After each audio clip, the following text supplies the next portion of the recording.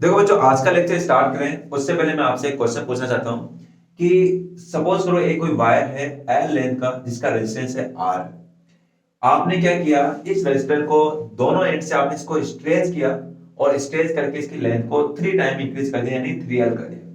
तो ऐसे में जो नए वायर का जो रेजिस्टेंस बन के आएगा ये पुराने वाले वायर के कितने टाइम इंक्रीज होगा, ये आपको बताना है। क्या ये 3 टाइम इंक्रीज होगा, 9 टाइम इंक्रीज होगा, 1/3 टाइम इंक्रीज होगा, या फिर कोई भी चेंज नहीं आएगा। इस वीडियो को यहीं पे पॉज करो और करने की कोशिश करो, दिमाग लगाओ और इसको ट्राई करो। ठीक है, तो आई होप बच्चों आपने इस क्वेश्चन को ट्राई कर लिया होगा। तो बच्चों जो भी आपने करेक्ट ऑप्शन सोचा ना, उसको उस आंसर को जल्दी से आप लोग कमेंट बॉक्स में लिखिए, ताकि मैं देखना चाहता हूं कि कितने ऐसे स्टूडेंट हैं जिन्होंने इस क्वेश्चन को फर्स्ट अटेम्प्ट के अंदर इसको करेक्ट कर लिया। तो चलिए बच्चों, मैं बता देता हूं अभी आपको कि इस ऑप्शन का जो करेक्ट आंसर होगा वो 9R होगा। 3R नहीं होगा, 9R होगा। 9R क्यों होगा? तो इस लेक्चर के अंदर बच्चों आज हमको यही सीखना है कि रेजिस्टेंस क्या होता है और रेजिस्टेंस किन किन फैक्टर पर डिपेंड करता है, क्या इसके फॉर्मूला रहते हैं, क्या इसकी यूनिट रहती है। तो वीडियो को बच्चों आपको एंड तक देखना। यकीनन बच्चों ये वीडियो आप लोगों के लिए बहुत हेल्पफुल रहने वाली है। मैं बच्चों गारंटी के साथ कह सकता हूं कि इस लेक्चर को देखने के बाद आपको कहीं पर भी आपको देखने की जरूरत नहीं, फिर आप सिर्फ क्वेश्चन ट्राई करना। 101% बच्चों आप लोग हर क्वेश्चन अटेम्प्ट कर पा रहे होगे इस लेक्चर को देखने के बाद। ओके, तो चलिए स्टार्ट करते हैं। तो बच्चों जो हमारा टॉपिक है वो है रेजिस्टेंस, और मैं बताऊंगा बच्चों कि 9R क्यों है और इसके लिए ऐसा क्या फॉर्मूला लगाएं जो इजीली भले 2 टाइम करे या फिर 3 टाइम करे, 4 टाइम करे, कितने भी टाइम अगर उसको स्ट्रेच करें तो उसके रेजिस्टेंस पे कितना चेंज आएगा। आप कह रहा हूं यकीनन आप एक सिंगल फॉर्मूले से आप लोग बच्चों इसका इस क्वेश्चन का आंसर कर सकते हो। तो मैं बताऊंगा, तो आपको इसके लिए क्या करना, वीडियो को बने रहना। यकीनन बच्चों बहुत कुछ सीखने वाले आप लोग। करें स्टार्ट, चलिए। तो जो आज का हमारा टॉपिक है बहुत ही इंपॉर्टेंट टॉपिक है जहां से क्वेश्चन बनते हैं, और वो टॉपिक है बच्चों रेजिस्टेंस। ओके, तो रेजिस्टेंस क्या है? रेजिस्टेंस क्या है तो बच्चों ध्यान रखना, रेजिस्टेंस अगर इसके अपन डिफाइन की बात करें तो रेजिस्टेंस क्या होता है बच्चों, प्रॉपर्टी होती है। ये किसी भी कंडक्टर की प्रॉपर्टी होती है, यानी कि resistance is a property of a conductor, property of a conductor, of a conductor, conductor which resist which resist which resist the flow of charge, the flow of charge through it। ये इसकी define है जो आप लोगों को याद रखनी। Okay, मतलब सिंपल से कहें कि भाई ये रेजिस्टेंस क्या करता है कि किसी भी कंडक्टर में करंट फ्लो होने को क्या करता है, रेजिस्ट करता है। रेजिस्ट करना मतलब बच्चों रोकना, इजीली करंट को फ्लो नहीं करने देता। किस तरीके से, इसको आप ऐसे समझो, देखो डायग्रामेटिकली समझो कि देखो हमको ये तो मालूम है कि भाई हर एक जो मैटर है, चाहे वो सॉलिड हो, लिक्विड हो, गैस हो, तो कोई भी, अब हम यहाँ पे सॉलिड की बात करेंगे बच्चों, स्पेसिफिकली हम सॉलिड की बात करेंगे। तो कोई भी जो सॉलिड जो मैटर होता है बच्चों, हमको पता है वो किससे मिलकर बनता है, वो एटम से मिलकर बनता है। किससे मिलकर बनता है? एटम से। एटम तो होंगे, और उन एटम के अंदर भी बच्चों क्या होते हैं, अगर मेटल की बात करें तो उनके अंदर होते हैं फ्री इलेक्ट्रॉन। फ्री इलेक्ट्रॉन जो आउटर मोस्ट ऑर्बिट के अंदर होते हैं, जो आउटर मोस्ट ऑर्बिट के अंदर जो इलेक्ट्रॉन होते हैं फ्रीली क्या कर रहे होते हैं, रिवॉल्व कर रहे होते हैं, और साथ ही साथ वो अपने ऑर्बिट को छोड़ के दूसरे ऑर्बिट में क्या कर रहे होंगे, मूव कर रहे होंगे। ठीक है, ये ऐसा रैंडम मोशन चल रहा होता है किनका, फ्री इलेक्ट्रॉन का। जैसे आप इसको कोई इलेक्ट्रिक सोर्स से इसको जब कनेक्ट करते हो, स्विच ऑन करते हो, तो हमें देखते हैं कि ये जो इलेक्ट्रॉन होते हैं ये पर्टिकुलर डायरेक्शन में मूव करना स्टार्ट कर जाते हैं, यानी मूव करना स्टार्ट करते हैं। तो अब ये जो इलेक्ट्रॉन बच्चों जब मूव करेंगे, सपोज करो मैं इस इलेक्ट्रॉन नंबर 1 को लेता हूं। अब ये जो इलेक्ट्रॉन मूव करेगा तो ये कैसे जाएगा, ये आपको पता है इलेक्ट्रॉन किधर से किधर मूव करते हैं, पता ना, negative terminal to positive terminal move करते हैं। आपको ध्यान रखना इलेक्ट्रॉनों का मूवमेंट। तो ये फर्स्ट इलेक्ट्रॉन किधर जाने की कोशिश करेगा, इधर जाने की कोशिश करेगा। ये इलेक्ट्रॉन इधर जाएगा तो क्या सीधा पास हो जाएगा क्या? अरे कोई खाली रास्ता थोड़ी है, इजी से सीधा सीधा निकल जाएगा, ऐसा तो है नहीं ना, बीच में कई सारे एटम आएंगे। तो ये क्या करेगा बच्चों, ये इलेक्ट्रॉन जैसे मूव करेगा तो आगे आने वाले इसके बीच में जो भी एटम आएगा, जो भी आयन आएगा, उस आयन के साथ क्या करेगा बच्चों, कोलाइड करेगा। उसके साथ क्या होगा, कोलिजन होगा। अब वो यहां से टकराने के बाद में फिर इधर मूव करेगा, इधर मूव करेगा, फिर इधर मूव करेगा, फिर इधर करेगा, फिर इधर करेगा, फिर इधर, फिर इधर, फिर इधर। यानी कि आप देख रहे हो कि जो इलेक्ट्रॉन है उसके लिए इतना आसान भी नहीं है कि one place to another place move करे, यानी कि जो उसका जो फ्लो होना इतना आसान नहीं है। उसके बीच में क्या आ रही है, जो आयंस आ रही है, जो एटम्स आ रही है, रुकावट डाल रहे हैं, इलेक्ट्रॉन को इजीली फ्लो नहीं होने दे रहे। और यही जो बच्चों जो रुकावट है, जो इजीली फ्लो नहीं होने दे रहे हैं, इसी प्रॉपर्टी को हम क्या कहते हैं, किसी भी वायर की प्रॉपर्टी को हम कहते हैं बच्चों रेजिस्टेंस कहते हैं। ठीक है, इसमें रेजिस्टेंस के वर्ड में कहें तो हिंड्रेंस, जो रुकावट डालता है, जो इजीली फ्लो करंट चार्ज को इजीली फ्लो नहीं होने देता है। ओके, चलिए अब बात करते हैं कि रेजिस्टेंस हम फाइंड कैसे कर सकते हैं। तो रेजिस्टेंस बच्चों आप ओम्स लॉ से फाइंड कर सकते हो। ओम लॉ में आपने पढ़ा होगा V is equal to I R, यहां से R फाइंड करना है तो बच्चों फॉर्मूला बनता है R is equal to V upon I। ये फॉर्मूला बच्चों आप लोगों को ध्यान रखना है।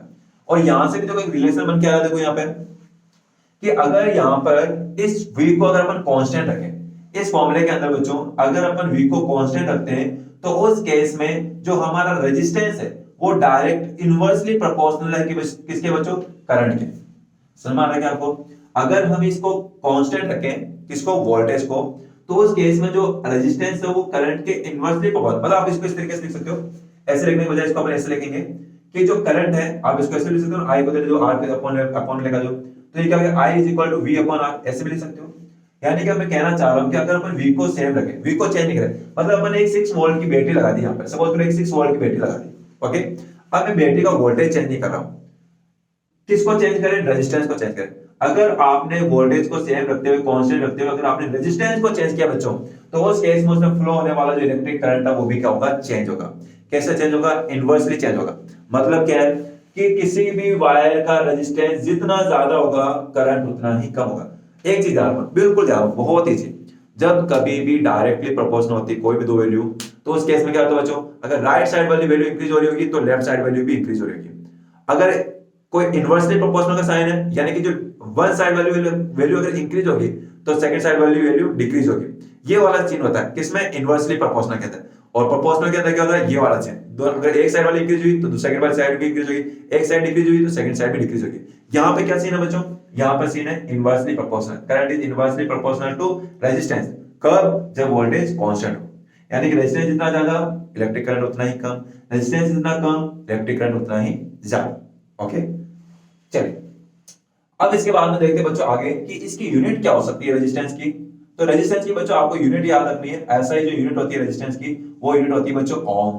साइंटिस्ट के नाम से ही ओम्स लॉ याद है, तो ओम इसकी साइंटिस्ट की यूनिट होती है। इस ओम को बच्चों अपन रिप्रेजेंट करते हैं इस सिंबल से रिप्रेजेंट करते हैं, ये ग्रीक सिंबल आपको याद रखना है ओम। ओके, चलिए तो ये तो हो गया बच्चों हमारे पास में ये यूनिट हो गई। अब बात करते हैं कि इस रेजिस्टेंस को अगर किसी इलेक्ट्रिक सर्किट में अगर अपन को उसको मतलब उसको शो करना है, बनाना है, तो हम किस सिंबल से उसको रिप्रेजेंट करेंगे। तो ध्यान रखिएगा बच्चों, जो रेजिस्टेंस का जो सिंबल होता है ना किसी भी सर्किट में, वो ये सिंबल होता है, जिग जैग। लाइन ड्रॉ करो, बीच में जिग जैग बना दो, ये किसको बताता है, रेजिस्टेंस को बताता है। अब वही कहीं बच्चों अगर हम चाहते हैं कि किसी वायर के अंदर रेजिस्टेंस को चेंज करना चाहते हैं, क्या करना चाहते हैं, रेजिस्टेंस को चेंज करना चाहते हैं।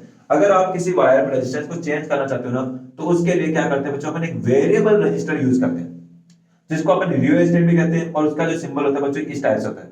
इसको हम क्या बोलते हैं, ये तो देखिए तो कांस्टेंट रेजिस्टेंस है, मतलब इस वायर का रेजिस्टेंस सेम रहने वाला है। कब, जब टेंपरेचर सेम हो ना, कांस्टेंट। और ये क्या, वेरिएबल रेजिस्टेंस। वेरिएबल मतलब कि जो वेरी कर सकता हो, जो चेंज हो सकता हो, जो आप अपने अकॉर्डिंग चेंज कर सकते हैं, है ना।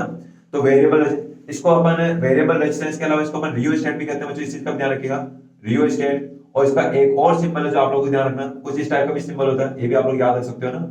दोनों किसके सिंबल बच्चों, वेरिएबल रेजिस्टेंस या फिर रियोस्टेट, आप दोनों कह सकते हो। ओके, ये आप लोगों को ध्यान रखना बच्चों। तो ये हो गया बच्चों रेजिस्टेंस का सिंबल हो गया। ओके, अब इसके बाद में बात करते हैं बच्चों कि जो रेजिस्टेंस है वो किन फैक्टर पर डिपेंड करता है, यानी कि factors on which resistance depends. Factors on which resistance किन किन बातों पर डिपेंड करता है, on which resistance depends. Okay, तो किन किन बातों पर डिपेंड करता है, बहुत इंपॉर्टेंट बच्चों, यहां से क्वेश्चन बनता है, यहां से क्वेश्चन बनता है, ध्यान रखना। और वो क्वेश्चन इसी से रिलेट करेगा रेजिस्टिविटी। रेजिस्टिविटी जब बता रहा हूं वहां पे बताऊंगा कि दोनों में क्या डिफरेंस रहने वाला है। तो अभी अगर आपसे पूछ जाए कि जो रेजिस्टेंस होता है वो किन किन फैक्टर पर डिपेंड करता है, तो बच्चों इसके अंदर पहला ही फैक्टर आता है ज्योमेट्री। ज्योमेट्री बोल दो या फिर शेप ऑफ द वायर कह दो, कि ज्योमेट्री कि क्या कैसे, ज्योमेट्री इन द सेंस का मतलब बच्चों, यानी कि या तो लेंथ की बात कर रहा है या फिर एरिया की बात कर रहा है। एरिया कौन सा बच्चों, क्रॉस सेक्शन एरिया। आपको याद रखना कौन से एरिया की बात कर रहा हूं, क्रॉस सेक्शन एरिया की। तो किसी भी वायर के क्रॉस सेक्शन एरिया और लेंथ पर डिपेंड करता है रेजिस्टेंस। अगर आपने इनको चेंज कर दिया तो रेजिस्टेंस चेंज जाएगा हमारा। ओके, सेकंड बच्चों अगर किसी बात पर अगर डिपेंड करता है हमारा रेजिस्टेंस, तो वो डिपेंड करता है बच्चों टेम्परेचर पे, कि टेम्परेचर कैसे वेरी कर रहा है। अगर टेम्परेचर चेंज हुआ तो बच्चों वायर का रेजिस्टेंस भी चेंज होगा। और थर्ड इंपॉर्टेंट पॉइंट है बच्चों नेचर ऑफ मटेरियल, कि हमारा जो मटेरियल है ना वो किसका बना, नेचर ऑफ मटेरियल। अगर आपने मटेरियल चेंज कर दिया ना तो उसका रेजिस्टेंस चेंज हो जाएगा, यानी इन बातों पे भी डिपेंड करता है। ठीक है, तो ये पॉइंट है मुझे आपको जो ध्यान रखना है कि रेजिस्टेंस किन किन फैक्टर पे डिपेंड करता है। ओके, अब देखो अपन यहाँ पे बात करते हैं कि रेजिस्टेंस ज्योमेट्री पे कैसे डिपेंड करता है, ज्योमेट्री पे कैसे डिपेंड करता है। तो देखो मैं इसको यहाँ पर एक्सप्लेन करने की कोशिश कर रहा हूँ, अच्छे से समझना बहुत इंपॉर्टेंट है, देखो ध्यान रखिएगा। तो हम बात करते हैं, चलो ऐसा करते हैं, इसको अपन रब करते हैं ना, तो आप लोग इसका स्क्रीनशॉट ले लो आप लोग, ठीक है ना, ये बहुत इंपॉर्टेंट, हर एक पॉइंट इंपॉर्टेंट यहाँ पे। Okay, exam point of view से बच्चों यहाँ पे क्या जरूरी है हमारे लिए, ये जरूरी है एक तो सिंबल, एग्जाम में सिंबल पूछ लिया जाता है, वेरिएबल रेजिस्टेंस या रियल स्टेट का पूछ लिया जाता है, और इसके अलावा बच्चों किन किन फैक्टर पे डिपेंड करता है ये हमारे लिए इंपॉर्टेंट है यहाँ पे। ओके, और ये तो इंपॉर्टेंट है ये फॉर्मूला, क्योंकि डायरेक्ट क्वेश्चन पूछ लिया जाता है। तो ये कुछ 1 2 3 ये 3 पॉइंट तो बच्चों आपको एटलीस्ट याद होने ही चाहिए कम से कम। ओके, चलिए अब इसके बाद में बच्चों मैं बताता हूं कि रेजिस्टेंस इन तीनों फैक्टर पे कैसे डिपेंड करता है, जो कि हमारे लिए बहुत इंपॉर्टेंट है। ठीक है अपन, चलिए तो सबसे पहले बात करते हैं ज्योमेट्री यानी कि शेप यानी कि लेंथ यानी कि एरिया कैसे डिपेंड करता है। तो एक मिनट, और बढ़िया बच्चों जो भी आपको सिखाया जा रहा है और आप लोग इसको नोट किया करो ना, अगर आपको कोई लगता है ना कोई इंपॉर्टेंट पॉइंट जो आपको लगता है कि भाई आपने इससे पहले नहीं पढ़ा तो उसको नोट किया करो, और वीडियो देखने से पहले और नई वीडियो देखने से पहले एक बार उसको रिवाइज कर लिया करो। ओके, और इसके बाद में जब नेक्स्ट वीडियो आएगी जहां पर अपन इस पे बेस्ट क्वेश्चन करेंगे, बहुत बेहतरीन क्वेश्चन करेंगे ना। चलिए तो बच्चों अभी अपन बात करते हैं कि जो रेजिस्टेंस होता है वो किन किन फैक्टर पर डिपेंड करता है, रेजिस्टेंस किन किन फैक्टर पे डिपेंड करता है। तो हमने बताया कि वो ज्योमेट्री पे डिपेंड करता है। तो किस तरीके से, याद रखिएगा बच्चों कि किसी भी वायर का जो रेजिस्टेंस होता है वो उसके लेंथ के डायरेक्टली प्रोपोर्शनल होता है। यानी कहने का मतलब है कि किसी भी वायर की जो लेंथ है वो लेंथ जितनी ज्यादा होगी उस वायर का रेजिस्टेंस उतना ही ज्यादा होगा। अगर आपने रेजिस्टेंस, अगर वायर की लेंथ को बढ़ा दिया तो ध्यान रखिएगा उस वायर का रेजिस्टेंस भी क्या हो जाएगा, इंक्रीज हो जाएगा, यानी कि लेंथ के डायरेक्टली प्रोपोर्शनल। ओके, और इसको आप सिंपली ऐसे ही समझ सकते हैं यार, कोई इलेक्ट्रॉन है, चार्ज है, इसको चार्ज से यहां से लेकर यहां तक मूव करना और यहां से लेकर यहां तक मूव करना, कहां पर रेजिस्टेंस ज्यादा हो रहा होगा, ऑफ कोर्स यहीं पे ज्यादा होगा। सेकंड बच्चों रिलेशन आता है एक और, कि जो रेजिस्टेंस होता है वो इनवर्सली प्रोपोर्शनल होता है बच्चों एरिया के। जब भी इनवर्सली प्रोपोर्शनल बोल देना बच्चों तो सेकंड वाली जो वैल्यू आएगी वो अपॉन में आएगी, डिनोमिनेटर में आएगी। तो यानी कि रेजिस्टेंस है वो एरिया के इनवर्सली प्रोपोर्शनल है। आप चाहो तो दोनों को कंबाइन करके लिख सकते हो बच्चों, कंबाइन किस तरीके से लिखोगे, R directly proportional to L upon ए।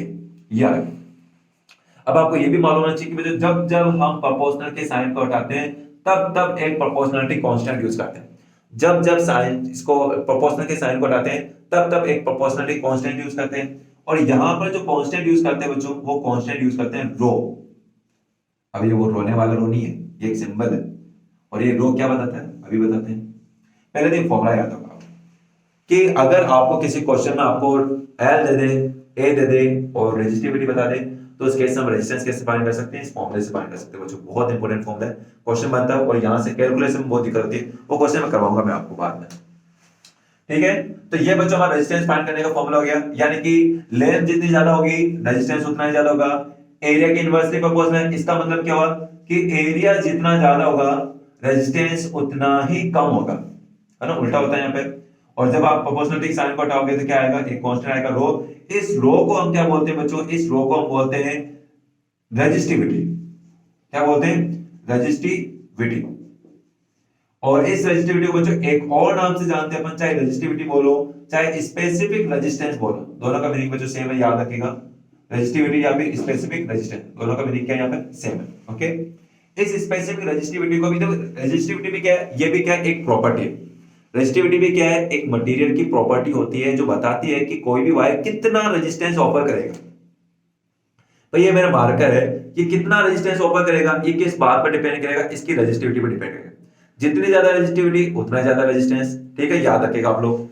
तो इस रेजिस्टिविटी को अपन कैसे फाइंड कर सकते हैं, तो इस फॉर्मूले से फाइंड कर सकते हो आप लोग। तो यहां से फॉर्मूला क्या बनेगा, रो को एक तरफ रखो तो a अपॉन वाला इससे r से मल्टीप्लाई होगा, यानी फॉर्मूला बनेगा r इनटू a, और ये अपॉन ये जो न्यूमिनेटर में वो कहां पाएगा, डिनोमिनेटर में, तो अपॉन में आएगा बच्चों l।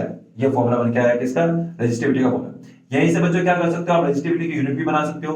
यूनिट बच्चों इंपॉर्टेंट है यहाँ पर, जैसे अगर रेजिस्टिविटी का आपको स्पेसिफिक रेजिस्टेंस की अगर आपको यूनिट पूछ ले तो यूनिट कैसे बताओगे आप लोग, यूनिट बताओगे, देखो रेजिस्टेंस की यूनिट क्या होती है, ओम। एरिया की क्या होती है, एरिया क्या होती है, मीटर स्क्वायर, ये मीटर स्क्वायर, और लेंथ की क्या होती है, मीटर।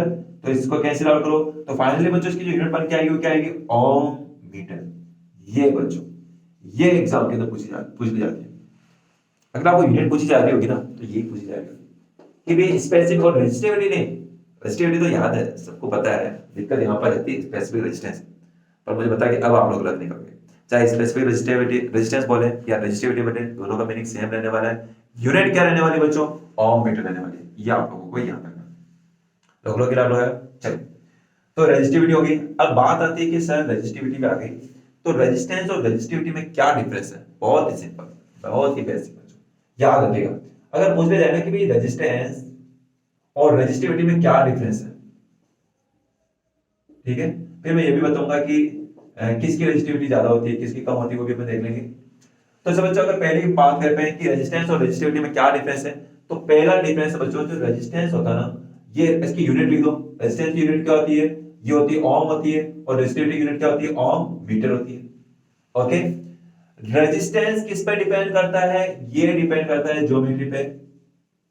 ज्योमेट्री बोले तो ये डिपेंड करता है लेंथ और एरिया पे डिपेंड करता है, जबकि ये डिपेंड नहीं करता है। ये आपको ध्यान रखना बच्चों।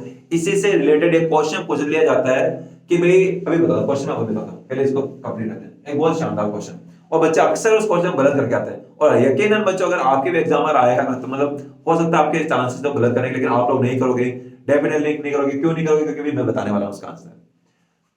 तो ज्योमेट्री पे डिपेंड रेजिस्टेंस करता है, बट ये नहीं करता है। ये टेम्परेचर पे डिपेंड करता है, और ये भी टेम्परेचर पे डिपेंड करता है। ये तो सिमिलरिटी होगी। ओके, और इसके अलावा जो नेचर ऑफ मटेरियल, तो ये भी नेचर, ये नेचर ऑफ, दोनों नेचर ऑफ मटेरियल पे डिपेंड करते हैं, ये भी सिमिलरिटी है ना, नेचर ऑफ मटेरियल। मतलब अगर इसमें दोनों में कुछ डिफरेंस है ना बच्चों, तो डिफरेंस ये है कि शेप पे डिपेंड करता है, ये डिपेंड नहीं करता है। नेचर ऑफ मटेरियल, ये भी नेचर, दोनों नेचर ऑफ मटेरियल पे डिपेंड करते हैं। ये हो गया।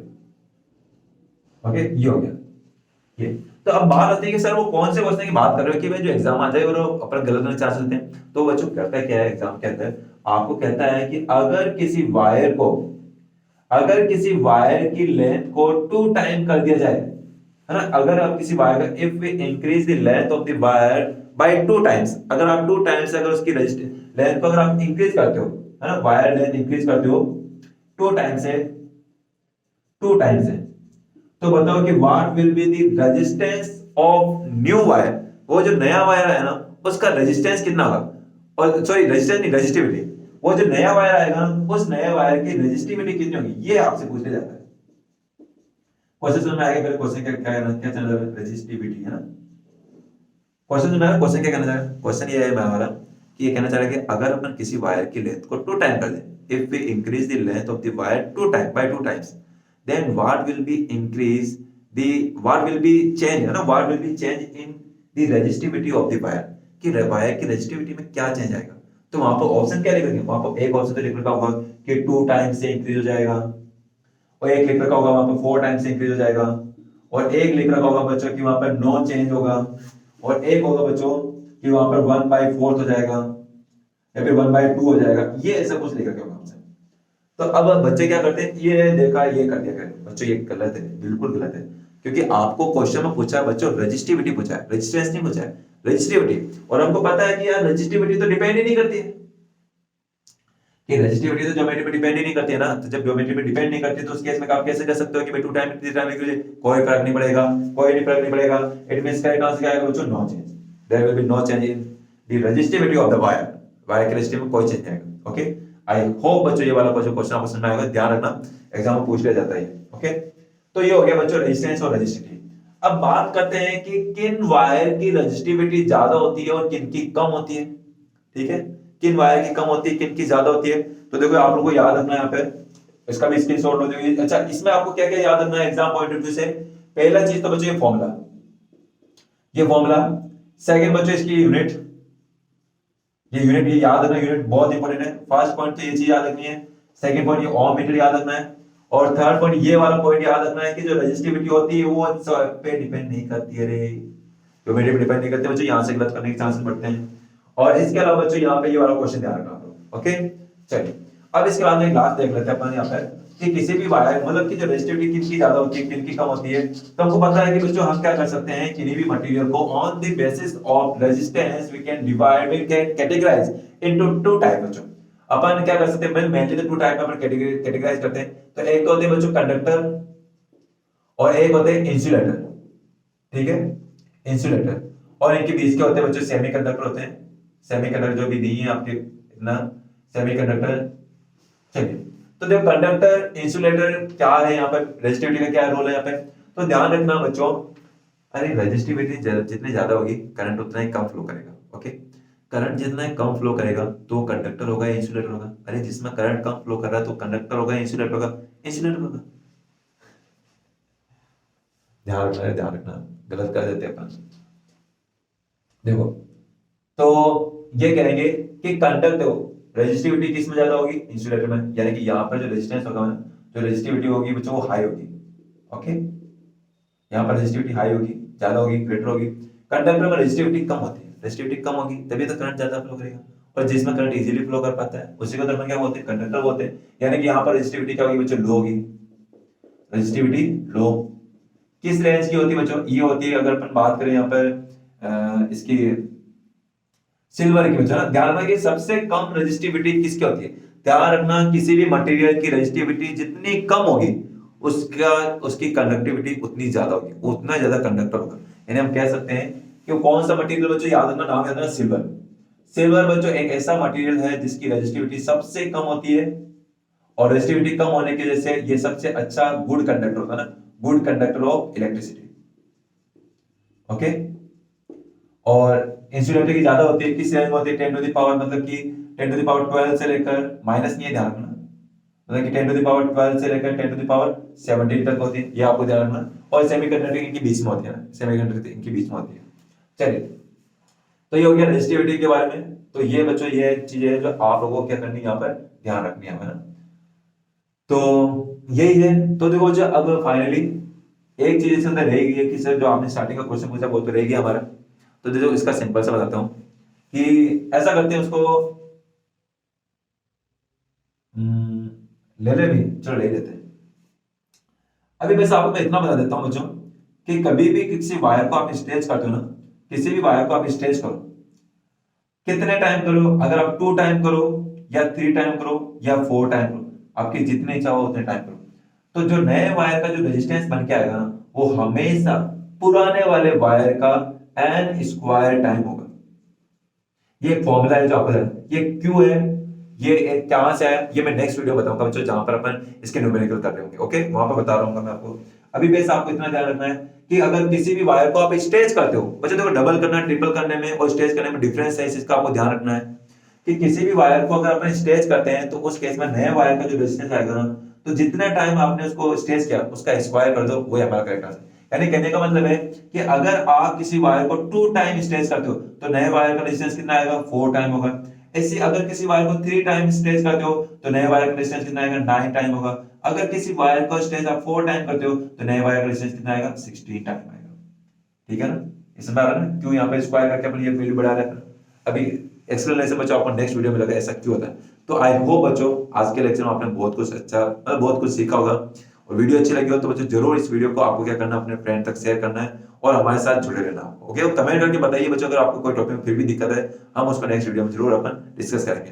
अगर कोई डाउट हो आपका स्पेशल तो आप क्या कर सकते हो, टेलीग्राम ग्रुप को ज्वाइन कर सकते हो जिसका लिंक वीडियो के डिस्क्रिप्शन में। तो आज के लिए इतना करते हैं, ओके, बाय बाय।